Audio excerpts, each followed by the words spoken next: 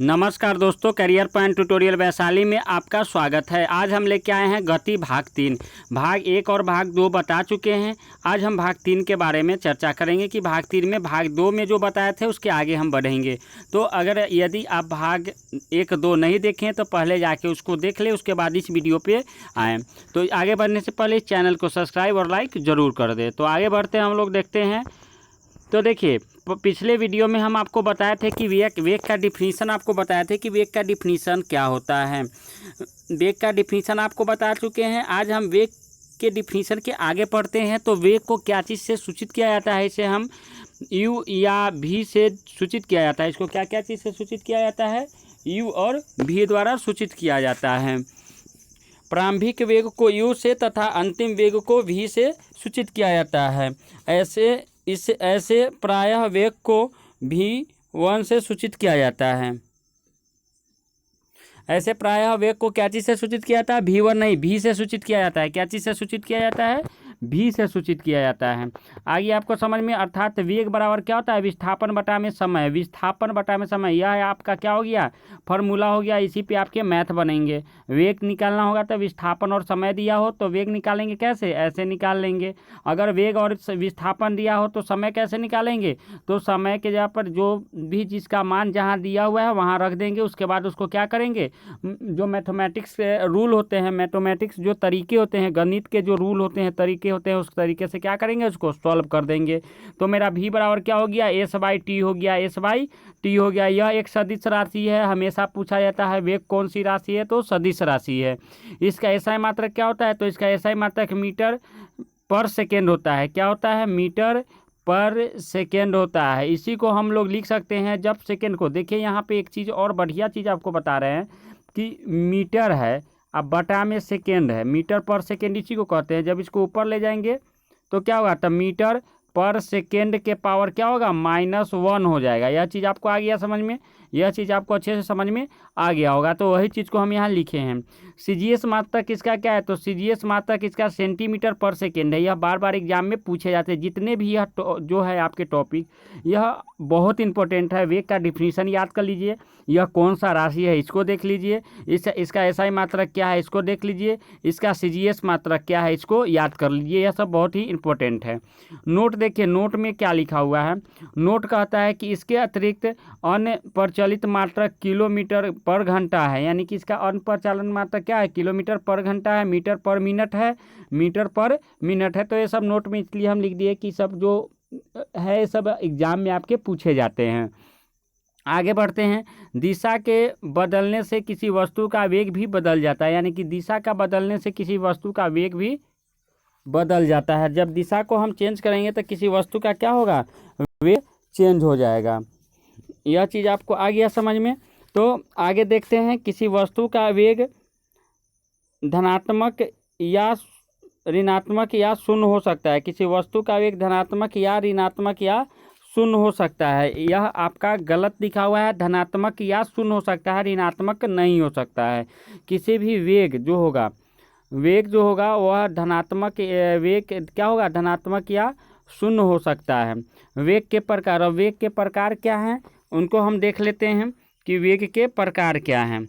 वेग कितने प्रकार के होते हैं? तो वेग हमको 4 प्रकार के होते हैं। कौन कौन वेग होते हैं? तो एक समान वेग होते हैं, असमान वेग होते हैं, वास्तविक वेग होते हैं और औसत वेग होते हैं। अब एक समान वेग किसको कहते हैं? तो जब कोई वस्तु समान समय अंतराल से समान विस्थापन तय करता है तो वह क्या कहलाता है? वह एक समान वेग कहलाता है। क्या कहलाता है? एक समान वेग कहलाता है। यानी कि एक समान के कहने का अर्थ से ही स्पष्ट हो रहा है, वर्ड से ही स्पष्ट हो रहा है कि एक समान जो हमेशा एक समान चले। जैसे हम हाईवे पर कोई भी गाड़ी चलाते हैं तो 60 का जो स्पीड होता है 7 किलोमीटर प्रति घंटा, उसी से बहुत दूर तक जाते हैं क्योंकि वहाँ पे कोई क्या होता है? ब्रेकर नहीं होता है और कोई चीज़ का यहाँ पे प्रॉब्लम नहीं होता है। तो वहाँ पे उसको हम कह सकते हैं कि एक समान वेग है। उसके बाद देखिए, असमान वेग जब कोई वस्तु समान समय अंतराल में असमान विस्थापन तय करता है। क्या करता है? असमान विस्थापन तय करता है। यदि समय अंतराल कितनी ही छोटी क्यों न हो तो उसे असमान वेग में समझा जाता है। यानी कि जब भी कोई वस्तु वेग में रहता है तो वह विस्थापन पहले समय में कम, फिर उससे समय में ज़्यादा, फिर कम, फिर ज़्यादा, अगर इस तरह से हो तो उसे हम लोग क्या कहते हैं, असमान वेग कहते हैं। तो यह चीज़ आपको समझ में आ गया होगा। अब तत्कालिक वेग क्या होता है इसको देख लेते हैं। किसी खास समय में खास बिंदु पर किसी वस्तु का वेग उसका तात्क्षणिक वेग कहलाता है। क्या कहलाता है? तात्क्षणिक वेग कहलाता है। यह चीज़ आपको आ गया समझ में। आगे बढ़ते हैं हम लोग और देखिए औसत वेग। औसत वेग क्या होता है तो याद रखिए, औसत वेग क्या होता है तो असमान वेग का जो एक औसत होता है। जैसे मान लीजिए कि पहले हम 5 मिनट में 10 किलोमीटर चले, फिर 5 मिनट में 3 किलोमीटर चले, फिर 5 मिनट में 8 किलोमीटर चले, तो मेरा औसत वेग क्या है तो 10 + 3 + 8 बटा में 3, तो 10 3 13 13 8 21 बटा में 3 यानी कि 7, यानी 7 किलोमीटर पर आवर है ना, 7 किलोमीटर पर आवर है। यह चीज़ आपको समझ में आ गया। तो अब देखते हैं चाल एवं वेग में अंतर। देखते हैं कि चाल और वेग में अंतर क्या है। तो चाल क्या होता है तो इकाई समय में तय की गई दूरी को चाल कहलाती है। इकाई समय में तय की गई दूरी क्या, यह चीज़ आपको आ गया समझ में।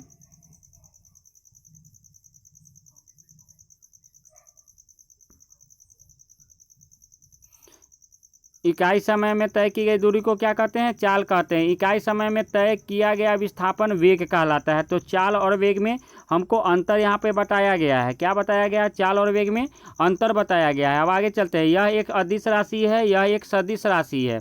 अब अदिश क्यों है और सदिश क्यों है यह चीज़ हम आपको बता चुके हैं कि अदिश क्यों कहते हैं और सदिश क्यों कहते हैं। औसत चाल का मान कभी शून्य नहीं हो सकता, औसत वेग का मान शून्य हो सकता है। औसत वेग का मान क्या हो सकता है? शून्य हो सकता है। यहाँ पर एक चीज़ और ऊपर में देखिएगा, हम एक चीज़ बताए थे आपको। एक चीज़ क्या बताए थे आपको कि औसत वेग होता है, पीछे वाला शायद पेज में बताए थे, हम उसको देख लेंगे अभी। पहले यहाँ चलते हैं। एक समान वृत्तीय गति से चाल देखिएगा यहाँ अचर होता है। चाल क्या होता है? अचर होता है। और एक समान वृत्तीय गति में वेग क्या होता है? चर होता है। तो यह सब जो है, यह सब आपको क्या है, यह आपको डिफिनीसन है, अंतर है। यानी कि चाल और वेग में अंतर है, इसको आपको याद कर लेना है। आगे है, कहता है एक मोटरसाइकिल का वेग इतना सेंटीमीटर 15 मीटर पर सेकेंड है, तो इसे किलोमीटर पर आवर में बदलिए। तो इसको देखिए, किलोमीटर में पर आवर में बदलने के लिए हम यह काम करते हैं। और एक चीज़ और आपको हम बता चुके हैं कि इसको किलोमीटर आवर में बदलने के लिए हम क्या करते हैं, वह भी चीज़ आपको क्या किए हुए हैं, हम बता चुके हैं। आगे देखते हैं हम आगे क्या है इस वीडियो में।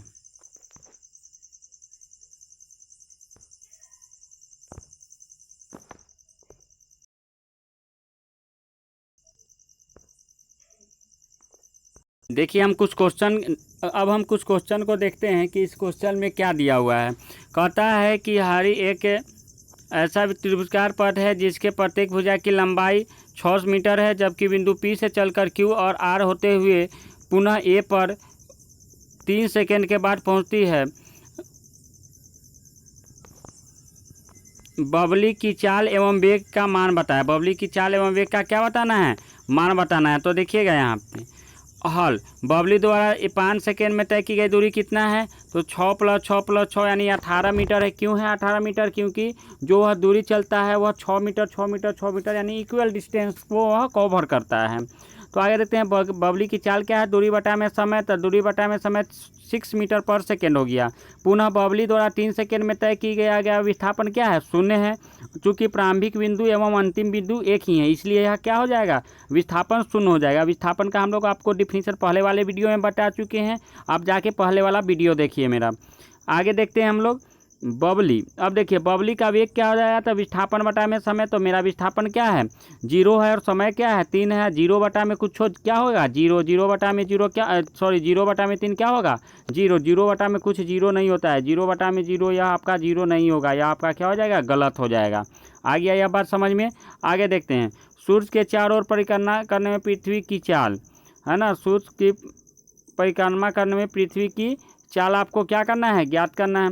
अब देखिए कोई बस 30 किलोमीटर की दूरी 40 मिनट किलोमीटर पर आवर की एक समान चाल से तय करती है तथा अगले 30 किलोमीटर की दूरी 20 किलोमीटर पर आवर की चाल से तय करती है, तो कहता है बस की औसत चाल ज्ञात कीजिए। तो देखिए पहली स्थिति में क्या है कि S1 मेरा क्या है 30 किलोमीटर है, V1 क्या है 40 किलोमीटर पर आवर है, V1 क्या है, जहाँ V1 मेरा क्या है, V1 है चाल है और S1 क्या है मेरा दूरी है ना, S1 क्या है दूरी है। तो यह आपको समझ में आ गया। तो T1 क्या हो जाएगा, तो S1/V, तो आपका इसी से हमको निकल गया 3/4 आवर। आगे आपको यह चीज़ समझ में आपको आ जानी चाहिए। दूसरी स्थिति में क्या है, S2 मेरा है इतना, S2 मेरा क्या है, S2 मेरा है 30 किलोमीटर, V2 मेरा क्या है 20 किलोमीटर पर आवर है, तो T2 क्या हो जाएगा S2/V2 हो जाएगा। क्यों, क्योंकि समय हमको निकालना है, दूरी बटा में क्या हो जाएगा चाल हो जाएगा, दूरी बटा में क्या हो जाएगा चाल हो जाएगा। तो दूरी ऊपर चाल नीचे, तो दूरी ऊपर चाल नीचे, इसको काट उठ के हम क्या किए हैं इतना ले आए हैं।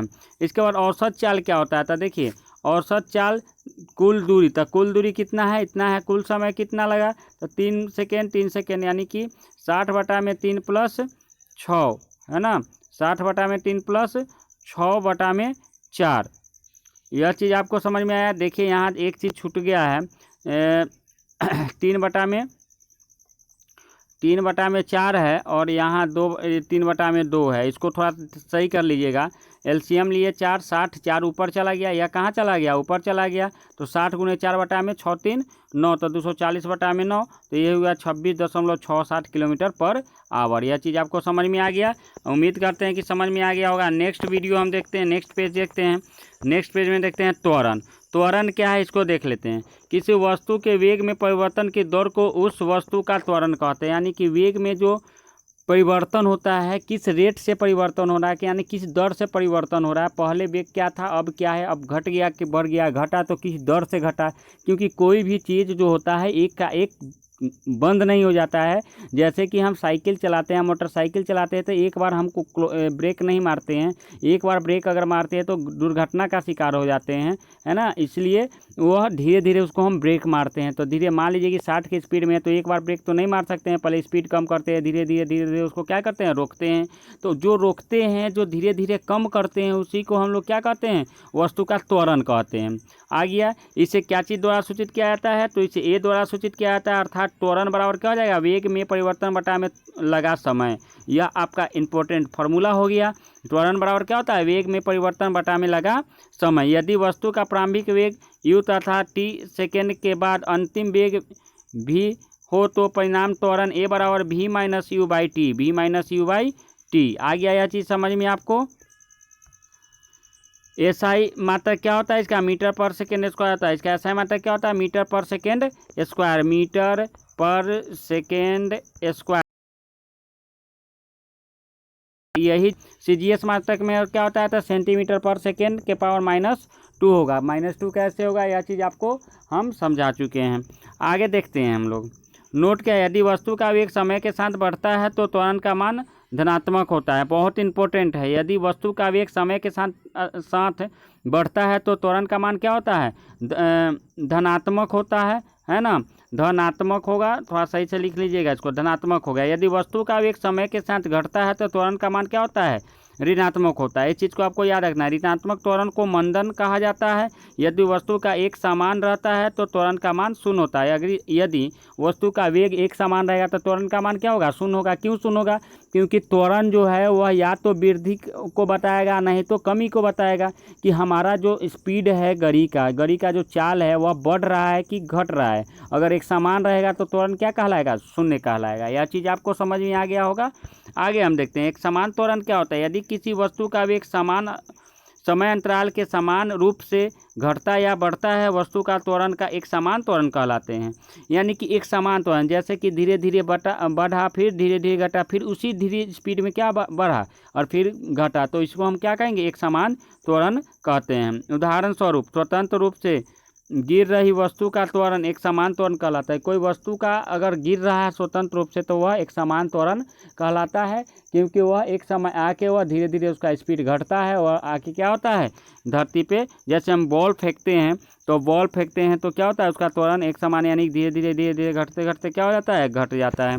तो आगे आपको हम बता दें कि इस पर आपको असमान त्वरण क्या होता है, तो जो समान है उसका उल्टा क्या हो जाएगा असमान त्वरण हो जाएगा। यदि समांतर में किसी वस्तु के वेग में परिवर्तन की दर असमान रहती है तो वस्तु के त्वरण को असमान त्वरण कहा जाता है। यह चीज़ आपको समझ में आ गया। उदाहरण, एक कार सीधी सड़क पर चलते हुए अचानक समयांतर के असमान दर से अपनी चाल को परिवर्तित करता है, यानी कोई आ जाता है अगर सामने तो वह असमान रूप से क्या करता है अपना चाल को रोकता है। अब एक क्वेश्चन आपको बता देते हैं। क्वेश्चन है, किसी मोटरसाइकिल का वेग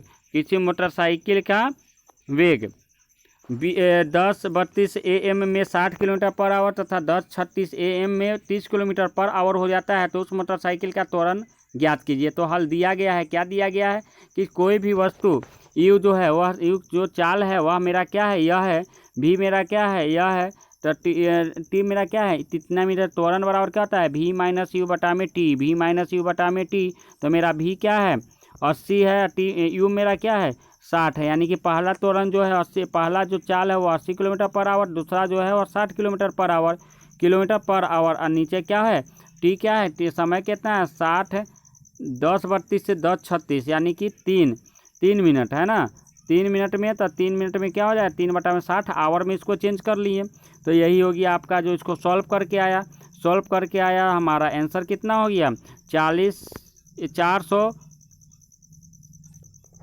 सेंटीमीटर पर आवर हो गया। तो आपको हम नेक्स्ट जो वीडियो आएगा उसमें आपके हम ग्राफ का चर्चा करेंगे। किसका चर्चा करेंगे, ग्राफ का, यानी कि जितने भी ग्राफ है विस्थापन के समय के चाल हम लोग कैसे ग्राफ के द्वारा हम लोग कैसे चाल निकालेंगे, दूरी क्या है वो सब हम क्या बताएंगे ग्राफ में बताएंगे आपको। तो यदि आपको यह वीडियो अच्छी लगी होगी तो लाइक ज़रूर कर दे और शेयर ज़रूर से ज़रूर कर दे। तो आज भर के लिए इतना ही, आप लोगों से लेते हैं विदा, नमस्कार।